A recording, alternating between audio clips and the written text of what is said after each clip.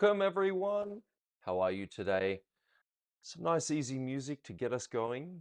Got a bit of a ballroom lesson lined up, and this is going to be a lot of fun. A lot of fun. We're going to just talk about the waltz, the Viennese waltz, and of course the quick step. So, thank you for those who submitted your questions. Remember to keep thinking of using this membership as a way to enhance your lessons offline in your studio and to help your practice sessions. And anytime you come up with a challenging notion in the dancing, or you want a second opinion, or you're not quite sure of a piece of choreography, feel free to send that question through, hopefully with a video as well. Now, I'd like to welcome some of the newer members that have joined the tribe. Thank you for being here. It's awesome to have you.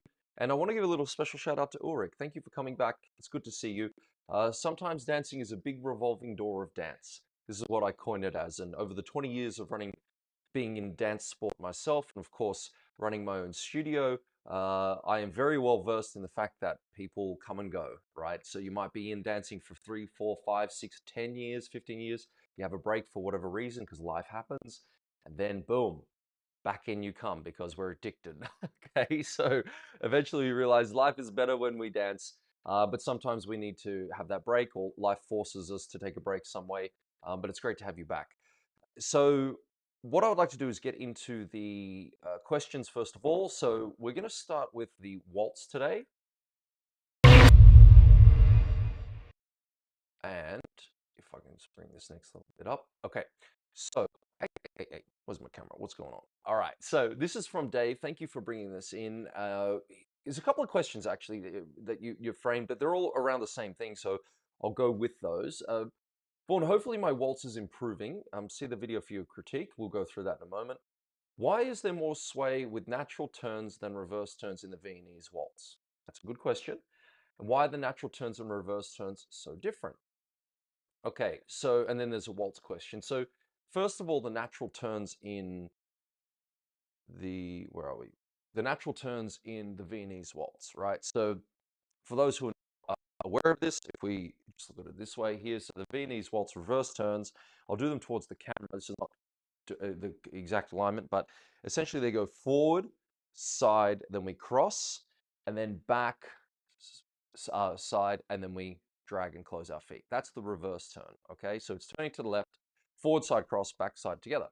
If we do a natural turn, I'm going forward, side, close, back, side, and then I drag the foot, okay, to a close. So that's our natural turn, turning to the right, and a reverse turn, turning to the left. So the main difference, of course, is what? Well, when we're turning to the left, we're crossing in front. So that's the most obvious and immediate answer, okay? So now when it comes into the sway between the two, now this is very important. So first of all, if we look at Viennese waltz as a dance, it's a linear dance. So one of the questions you asked is like, why is there, what was it? Why is there more sway? So ballroom dancing, so when we look at the English waltz, right, the international waltz, it's more of a diagonal dance, and there's a lot more rise and fall, all right? So when there's a lot more of that sort of swing happening, you're gonna have a lot more sway. So think of Viennese waltz as a linear dance. We're not actually rising and falling very much. In fact, in terms of footwork, if you want to get really in the weeds about it, we don't think heel toe, we think heel, low ball, ball of foot. You don't actually go up onto the toe. Why? Because we're not really rising up through our foot as much as possible, okay? So in terms of linear, this is what helped me as a professional dancer understand how to get the most out of this dance, is when I'd be stepping forward, I would be thinking of driving my movement straight forward down the room. So 1, then my sideways action for 2, then cross on 3. And you can notice that I'm swaying, right? So there'd be no sway there. Why? Because I'm thinking like the foxtrot of length, right? I'm trying to get my movement to go forward, side, cross, then back, and I've got no room. So you can see the difference there, right? If I was to rise, I would take away from that length, and I'd be creating a swinging and a diagonal movement up, crossing in front and then lowering, thus creating a very different rhythm and movement altogether, right? So again, just think length over rise, for example. Okay, so it's two of the main differences. We cross, and of course, then we are thinking of length there as well. Now, this is good for everyone, even if you don't dance the Viennese waltz, which I hope you do because it's a really lovely dance to do. It's very romantic. It's one of the oldest ballroom dances, by the way. Fun fact. By the way, and I think Ulrich, you'll appreciate this. I think the origins of the fleckerl, which is when you're on the spot and you're turning like a madman, right? So you're doing these ones, you're going like 1, 2, 3, 4, 5, 6, 1, 2, 3, 4, 5, 6. Have you ever seen that? Classic hallmark of Viennese waltz. Do you know where that started? On the beer kegs in beer halls, I think in Germany. And so they used to dance on top of the beer kegs drinking and then would do these, what became the fleckerl. And basically the way you won the competition, do you know how you won the competition? You won the competition by being the last man dancing on top of these things after drinking, who can just keep doing the most of them. Anyways, so it's good to know that our rich history is steeped in beer. This is fantastic. So, all right. Now, if we look at, there's a lot of information in the Viennese waltz. Okay, it's a dance like anything. If you study it, there's a lot to unpack, but just keep it simple. So, when it comes to sway in the Viennese waltz, on the reverse turns, just don't sway. Right, that's going to be the easiest answer. When you do a natural turn in the Viennese waltz, there's going to be a basic amount of sway that you're going to need to incorporate, and I'll talk about that in a second. So 1, 2, 3. So a little bit of sway there, and then 4, 5, 6. So you're swaying on the second and third step. Now, part of the reason is because of the where the lady is. So when we look at the positioning of the man and lady, so a lot of the answers to people's problems when it comes to turning left and right, so if you do any ballroom dancing, you're going to turn left and right, is because of where the lady is on your hip line. She is on your right side. And so when you create a natural turn, you will be passing the lady. So it's much easier to get around her. When you're doing a reverse turn, turning to your left, the lady is in your way. And you can't have her shift across you, right? So it becomes a little bit tricky. And that's one of the reasons why the technique works a certain way too with sway. All right, so we sway a little bit more. Now, we don't necessarily sway less in the waltz, but that's more because of the footwork in Viennese waltz, right? Okay, so in the, why the natural turns reverse and so different? Yeah. Oh, by the way, so I want to just critique something here about the sways in the Viennese waltz just before we get into the waltz. It was the amount of sway that you produce as a ballroom dancer should be minimal at all. One of the problems with competition dancers is you see them doing so much sway that it almost becomes a reverse roll in the samba. That's the common problems and critiques you see. If I look at, I'll do it this way, boom, boom, boom. Okay, so a reverse roll in samba, right? So you can see this sort of action because people start thinking of sway. All right, so again, my tip to you and to all of you is honestly, don't even bother about thinking about sway. If you understand your footwork, your foot positions, and you start to use the rise and fall correctly for the dance, your sway will take care of itself. This was the advice that was given to me, and it worked very, very true. So unlike the focus on improving your mechanics and your feet and getting those to work well, we don't actually try and develop sway as much as the other principles in ballroom dancing. And the reason for that is you can then really overcook your dancing and it looks horrible. So we don't really need to worry too much about that. If you get the rest of the things to happen, sway is like the byproduct that happens, right? So we're not artificially producing a sway or a shape in our dancing. So that's a really good tip to help you. Now, as I said, there's so much more information that we can always go into with these dances, but I don't want to overload it, particularly if sometimes it doesn't also make sense if you're not very good at the dance itself. Okay, so yeah, because we can get right in the weeds with a lot of this. One thing I will give as a tip for all dancers that are thinking of movement, when you're thinking of sideways is a helpful idea. So for example, if I'm doing a turn, I want to think of these steps here being my back to the wall as long as possible. So when I cross, I'm not overdoing it. So if you're doing any turn, reverse or otherwise, think of keeping your back towards the wall there as long as possible, right? Now, obviously, when you're doing a natural turn, your back isn't going to the wall, but you're trying to maintain less turn, right? Because that will help the lady to close her feet. Okay, now let's get into the slow waltz. Just to reiterate this, in the slow waltz, why must we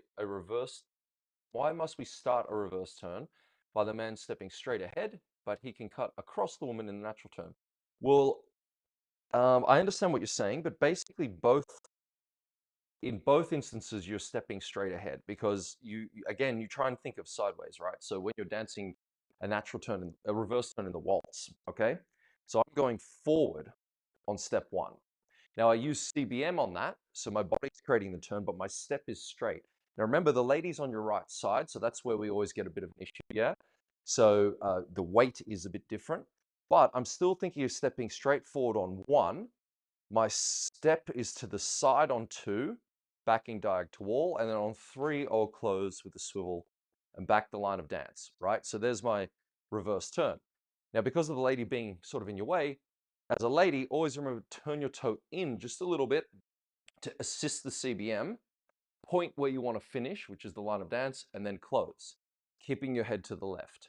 So you'll find though that turn can be a little bit more awkward. I've always found that reverse turns, when you're teaching them, when you're learning them, be a little bit more tricky to dial in than the natural turn. A natural turn literally feels more natural, but remember why? Well, I'm still stepping forward on one, all right, with CBM, so my body's starting to turn. And on step two, it's still a sideways step, backing diag to center, and then I close on three, back in the line of dance. But because she's on my right side, it's so easy for this leg to pass because of where her body is, okay? So, but that's the main thing. Don't try and change the technique just because of the body feeling a little bit more in the way.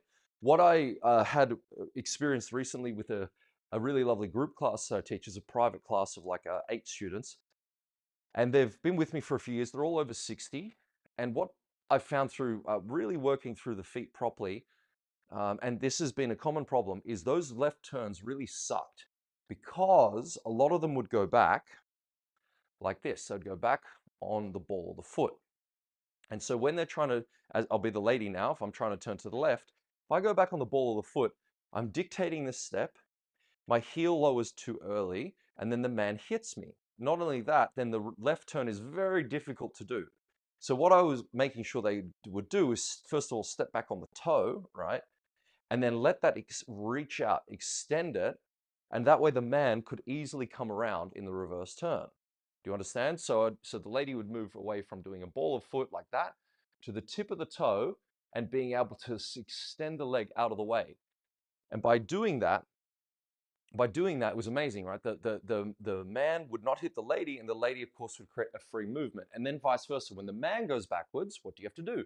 Use the toe lightly and then swing it out of the way. So instead of using the ball, using the toe. That tiny difference made all the difference in the movement, especially with the left turns because of the body positions, okay? So have fun with that. See how you go. Let's get into,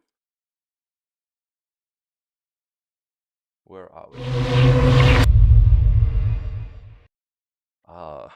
The old quick step. So this is from Kevin. Hello, Kevin in the UK. By the way, I need my good old morning iced coffee. Shall we do this together? If you got any questions, write them in the window for me too, by the way. It's awesome to have you all tuning in, especially if you're at work and you're just like checking this out on the side. Okay, so the quick step.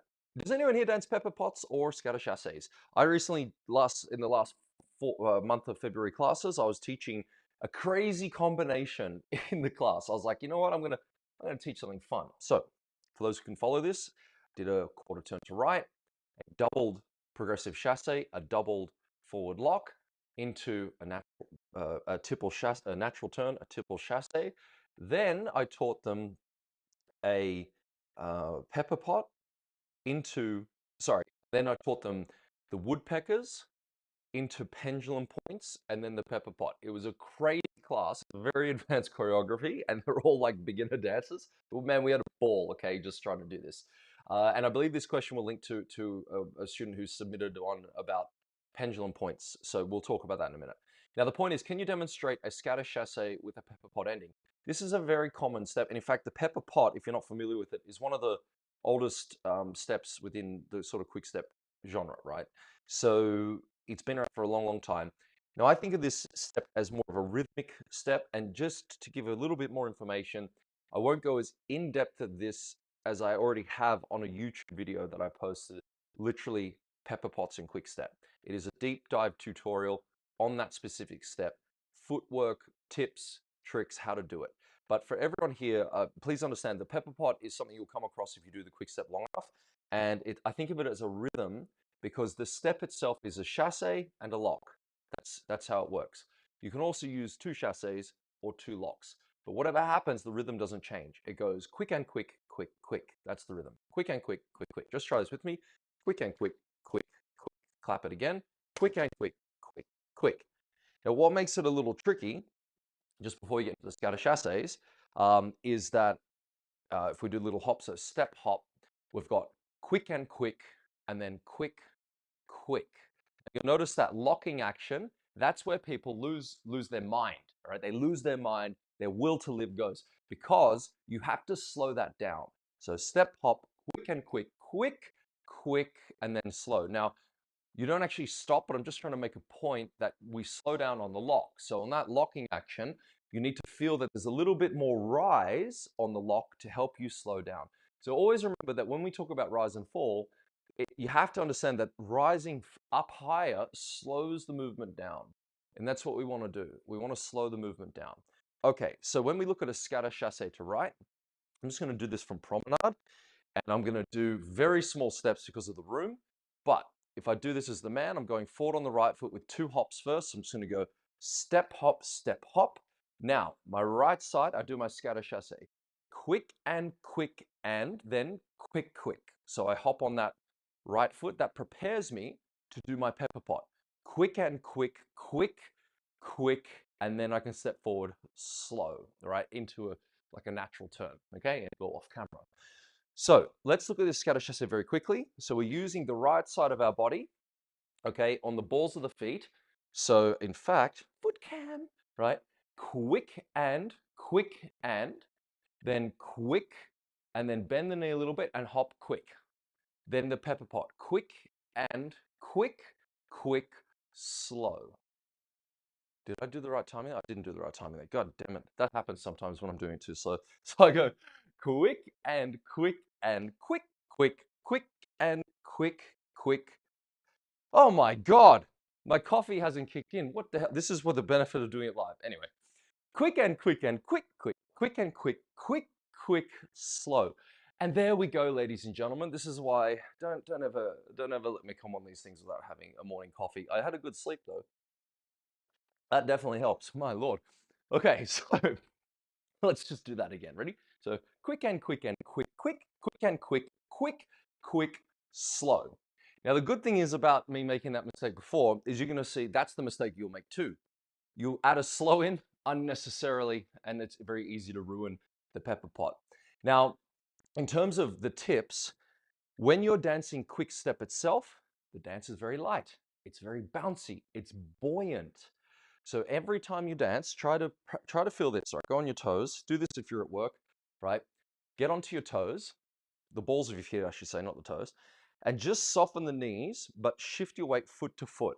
Keep it very light. Lower the heel towards the floor, but don't actually go onto the floor. In quick step, even if your heel lowers, you try to just spring off the ball of the foot again. So you don't really feel, I mean, it depends on the step, obviously. But when you're doing these movements, you don't drop the heel and place your weight very strongly down. It's like you kiss the floor and then you hop out of it, okay? So when you're doing that, Kevin, I want you to focus on keeping very light in your feet. And one of the things, this will link to the pendulum points, which I want to talk about now. Basically, when you do pendulums, boom, boom, boom, boom, you shouldn't see the head doing the pendulum, okay? You try to keep the frame and the body very lightly balanced. Bum, bum, bum, bum.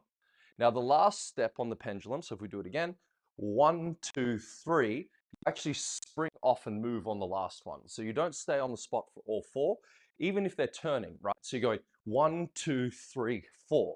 The last one becomes more of a flick back, so like this action, rather than an extension. One of the things about pendulum points is that you want to make sure you shape the foot. So you can see here, and yeah, loving foot cam right now, right? You can see you shape the foot, boom.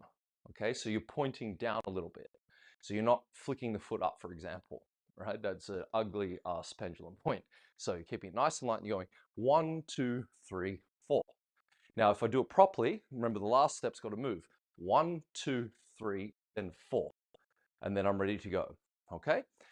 So I hope that helps you out a little bit. If you need any further clarification, let's bring it in. Okay, let's look at, we've got 2 more questions. Form and function we'll get into with Madeline. Where are we on the boom? So if we look at her question, hi Vaughan, I fear I'm a terrible student. I don't know, some pretty bad students. So let me see what this question is. I've had 2 teachers tell me that my enthusiasm and my directness in asking questions and trying to understand things come across as challenging and defiant. That's not my intention. I'm a late starter. I'm 50 plus. I don't want to upset my teachers, and I'm unsure how to engage when I find things difficult to achieve. There's a lot in that because I don't know you, and it will depend on your personality. Okay, so I can't really do too much of a deep dive without personally knowing you, because it's going to be a bit of a guess, if you will. But one thing I can say about communication is if you have 2 teachers feel they have to tell you that, that's probably a good indication you might want to open up and listen a little bit on that one. Now, I don't know the teachers either, right? Because some teachers can be super bitter and they can be a little bit, they can just get annoyed. Do you know what I mean? Like some people have done their job too long, they get bothered. Maybe they don't know the answer either. I don't know. So there's a lot in that. But let's just assume that what you're saying is true, and what they're saying is actually true. So because more than one person has said it in that regards. If we just keep it simple, when you look at communication, uh, because there is a way of asking questions that, see, look, if a student is asking questions, but they're coming across as if they don't believe you because of the way they ask the question, that's a problem, right? Because I encourage my students, ask questions, that's fine. But I've also noticed there are students that will then, after a while, start to think that they know better or they know the answer. And so the way they ask the question infers to the teacher that the teacher has no idea what they're talking about. So they've lost trust. So really it comes down to the way you're asking the question, also the amount of questions, right?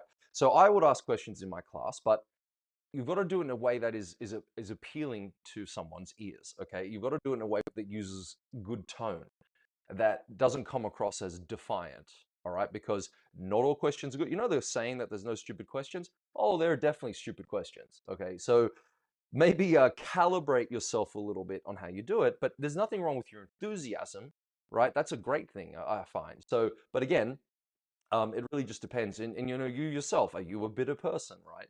Some people are bitter as they get older in life. They get a little bit resentful. They start to get frustrated and things like that. So that's where you got to relax a little bit in the process of learning to dance as well. Okay.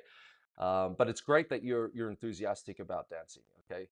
Um, so I don't think, yeah, I think that's going to be a personality thing. Now, let me ask you, are you a disagreeable person? So from a personality standpoint, some people are like, typically women are more agreeable than men, right? This is like a sort of personality trait from what I've learned. So meaning that more agreeable. So disagreeable women, right, are can be off-putting, but so can be disagreeable men. But by and large, men are more disagreeable normally. Okay, I'm not. I'm a very agreeable person. So this again is not a man and woman versus woman thing. It's a personality thing. But if you are more inclined to be disagreeable, um, and you're, say, more neurotic, those 2 traits are going to be very off-putting for people. That's why those people are put into leadership positions in work, because you want a manager or a leader who is disagreeable, who can really get in there and fight for something. They don't just agree with everything. And then neurotic, like they'll just focus in on this thing, right? But then again, that's very anxiety producing. So you got to be a bit more aware of how you operate so you can, work better with people. Okay. Personally, I would not necessarily say there's anything wrong with you, but you just need to be aware that if the world's feeding back that, it's a good way to sort of course correct. having said that, as well, please always remember that it, when it comes to all you students out there, finding a teacher that you gel with is a blessing. It's difficult, especially if you're in a small location and there's limited opportunities in school-wise. So if you find a teacher that you really gel with, that's a wonderful thing. And you know, if you're going to work with them a lot, you need to figure out how to keep that relationship going, because it is a relationship, right? Then there are teachers that you respect, but you may not like them personally. But who cares, right? Because you're learning from them and they've got good knowledge. So, and again, then you've got this platform where hopefully you like me and you're also learning, or you like what I teach, right? It doesn't matter if you like me or not, but if you like what I teach, that's great, right? If we have a good time, that's also good. So, anyways, I would say set yourself a little objective this week when you go into the studio this month, of being aware of your communication style, all right? And keep your enthusiasm, and just maybe change the tone or the way you ask the questions, okay? And see how you go. Now let's get into the coaching component now. Dave, thank you for sharing your video in here. Let's whack this up and let's see what happens.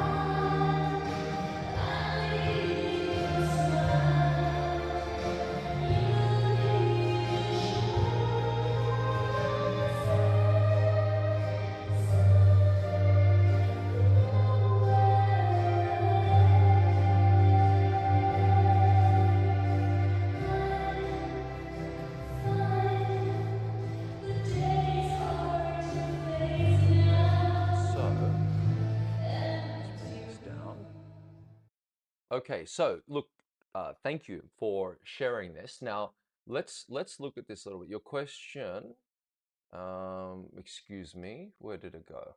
Oh my goodness. Please bear with me a second.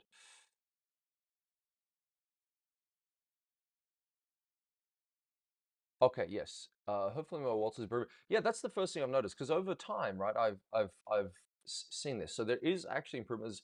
Always things we can work on, right? Okay. You like to memorize your cues so you can practice, lead, and follow. I think the cues get in the way of the dance sometimes, yeah. But you look. Objectively speaking, you both move well together, right? You're moving like this as a couple. You're moving together well. What you want to aim to do though is still focus on. Okay, so there's a few things here. Your timing is good. This is great, because if you're off time, like technique doesn't matter, right? So, but I would encourage you to, and I know that you can't, that your partner doesn't want to dance in completely closed hold, so we're already taking that into account. But there, keep your arms more balanced. I want you to focus on your hold, the way you're positioning your frame. Okay, so if we look at this from a bigger point of view, well, what's that little circle still doing there? What you doing there? We don't need two views of that. Okay, there we go. Boom, look at this, great technology, hey? So again, even if you're in an open, so in New Australia, we have a style called New Vogue dancing, and then you've got American Smooth, right? Where you open up the frame and you come back. One of the things that always makes the dancing more balanced, and of course aesthetically pleasing, is the carriage of the arms. Now, you'll notice when you watch your dancing there, you go, okay, so you got soft movement, you're on time, but why does it look a bit drab? Well, that's because the elbows are hanging around like an old person in a retirement village. You gotta get your elbows up. Get your elbows up. Put a little bit of the Cialis up in your arms. Get that shit in the air. So when you are dancing and you drop your arms and they flop around, your whole body sags. You understand? So again, you don't have to get like world-class championship posture, but you need to have a better carriage of your arms. Even if they're more round, you can see here that I'm holding my arms in a better position, aren't I? So now what you're doing is you've got arms doing this. So you've got arms like sort of loosely sagging as you move around, okay? That's where people, even if they're like in their 20s, look old, all right, when they dance. Now, we want to make sure that we have a lightness and a vitality in our movement. Keeping the arms up means you're also holding yourself up properly in your waist. So one of the tenements of ballroom posture is you brace the waist. Okay, so if you hold your stomach, you want to feel that you bring your belly button to your spine, so there's actually like a bracing. There's not a sagging in the waist, right? Why? Because you're dancing with someone, you need to be able to communicate movement. Now, when you brace your waist, the arms can be held up lightly. And then, so if you bring your arms down, think of it this way. So you cross your hands over, and then there's a saying called pushing heavy air. So as your arms go up, imagine you're pushing, there's resistance against your forearms, pushing the air up. It's amazing when you think of it that, because it's like, oh, okay, there's a different energy in your arms when you do that, isn't there? So bang. So anytime your arms come from a downward position back up, you want to feel you push the heavy air, and between the arms, they're balanced, meaning that I'm not having 80% of my energy in this arm and 20% in this arm, right? Or one arm very stiff, one arm very loose, in other words. So there's a balance in between the elbows, okay? Even if they're a bit more round, they're not like this, yes? And then there's a good energy within them. That's what you must practice, because I think that'll be okay, just imagine it the other way around. Watch that video again, imagining that your arm lines are really well balanced as the man, the hand, the forearm, the picture from the back between the elbows. Imagine what that would look like. What a difference in the movement that would be. And that's precisely what you should work on, because it will help the quality of your movement as a partnership. Again, you don't have to be in contact for that to happen, because they're your arms. Okay, and some movements are going to be more difficult, like the wing. You're going to find your arms get a bit funnier, but that's okay. That's the thing to work on. I would still encourage you and anyone watching that. The other thing you can aim to do is to extend your steps further, so it creates more what we call flight. In the final analysis, when you look at ballroom dancing, you're creating flight. So we're driving our movement, but the arc or the swing we creates flight, like a plane taking off.